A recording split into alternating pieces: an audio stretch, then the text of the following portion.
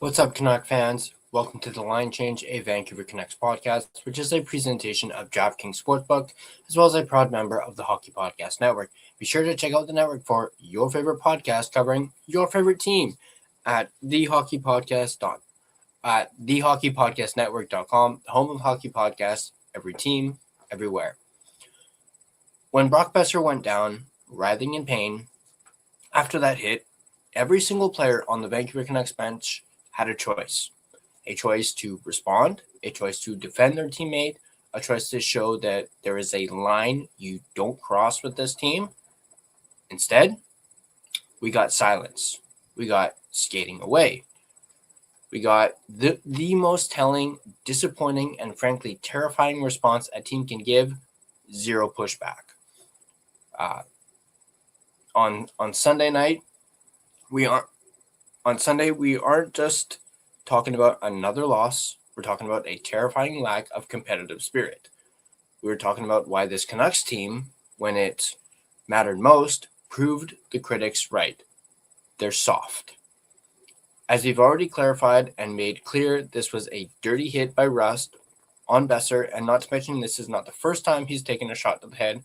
We all remember last year with Tanner Janelle. Some were saying that it was the end of the game. It didn't matter and all this. I don't buy that at all. And actually, to me, makes it even more egregious not to do anything because you've got nothing to lose. Show a little fighting spirit, some tenacity, because one of your star players just got elbowed in the fucking head. Very maliciously as well to that point.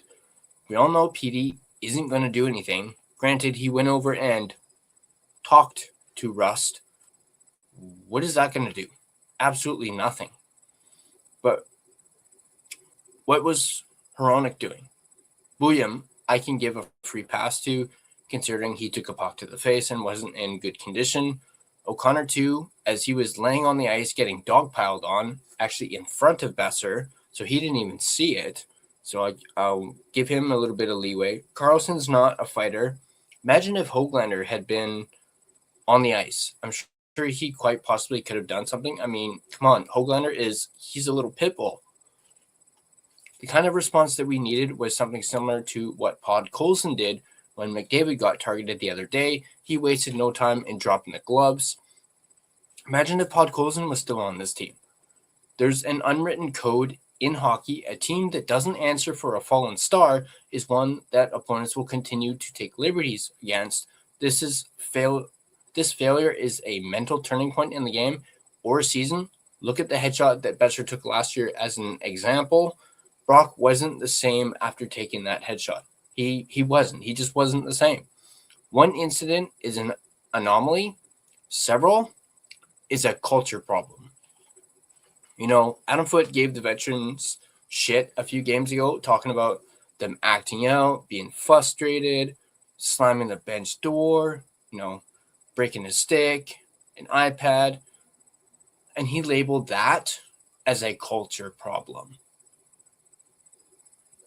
Honestly, I don't have a problem with that at all. Being frustrated in a sport like this is part of the game. It's a tough, competitive game.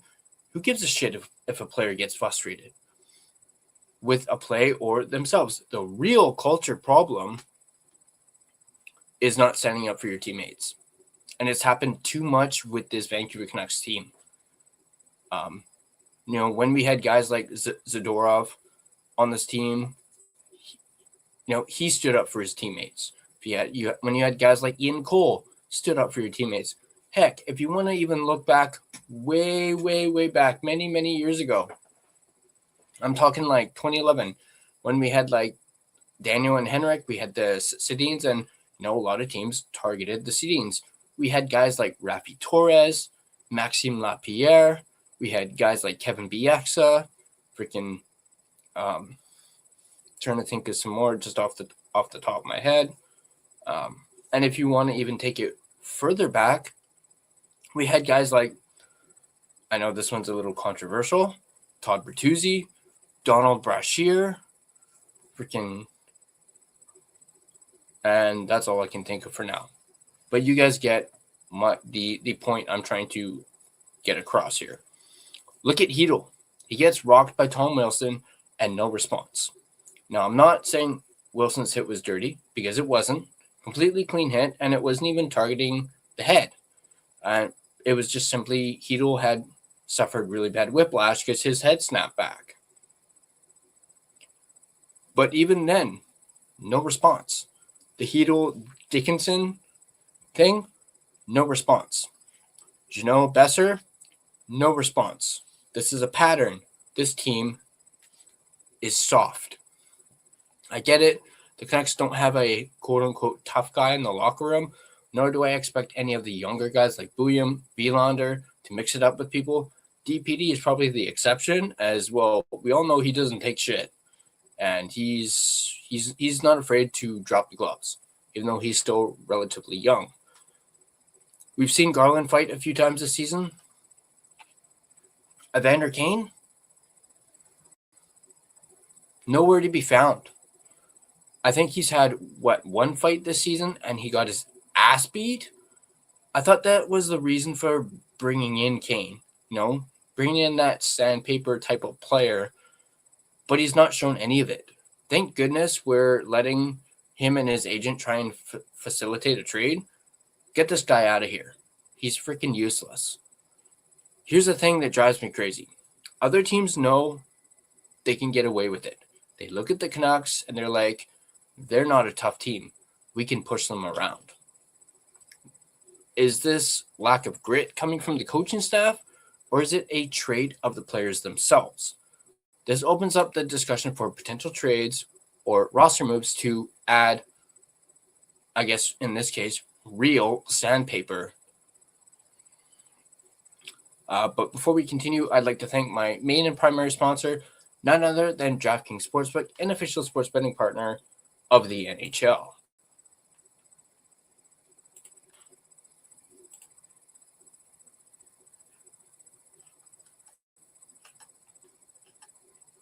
Never experienced the jaw-dropping moments that make hockey? Hockey? Well, you can experience them all with DraftKings Sportsbook, an official sports betting partner of the NHL. Missouri listeners, listen up. DraftKings Sportsbook is now live in the Show Me State. New customers, this one's for you. Bet just $5, and if your bet wins, you'll get $200 in bonus bets instantly. Download the DraftKings Sportsbook app and use code THPN, that's code THPN, to turn $5 into $200 in bonus bets if your bet wins. In partnership with DraftKings, the crown is yours. Gambling problem? Call 1-800-GAMBLER. In New York, call 8778-HOPE-NY or text HOPE-NY, which is 467-369. In Connecticut, help is available for problem gambling. Call 888-78-9777 or visit ccpg.org. Please play responsibly on behalf of Boot Hill Casino and Resort in Kansas. Pass-through per wager may apply in Illinois. 21 plus age and eligibility varies by jurisdiction. Void in Ontario. Restrictions apply. Bet must win to receive bonus bets, which expire in 7 days. Minimum odds required. For additional terms and responsible gaming resources, see dkng.co/audio. This is a limited time offer. Copyright NHL 2025. All rights reserved. I'd like to thank my secondary sponsor, Gassy Jack Art, maker of this amazing artwork you see right here in front of you, and you guys can check them out yourselves at gassyjackart.com. All right, let's get back to the rant, the whatever you want to call it. Look, this team has talent. They can put the puck in the net, at least sometimes. But championships are not just won on the scoreboard. They're won in the corners and in the moments after a dirty hit. And until the Canucks look across the ice and say, you do that to one of ours, and there will be a price to pay, nothing else matters. They're not going to be anywhere close to being a contending team if they're a bunch of sissies who don't stick up for one another. That's harsh, a little harsh. Usually I'm not that harsh on them, but this whole culture, soft, not tough enough thing is really aggravating, and it's been going on for way too long, and it needs to end. They have the skill. They need to find the spine. What do you think? Did the players let Boeser down, who on this team needs to step up and be the enforcer. I mean, if you think about it, Boeser lives, breathes, and bleeds Vancouver and the Canucks. He's been here the longest. Everyone knows the story with Boeser last season, where he had potentially 1 foot out the door, and then he chose Vancouver. He chose to stay when he could have gone elsewhere and earned a lot of money, but he chose to stay.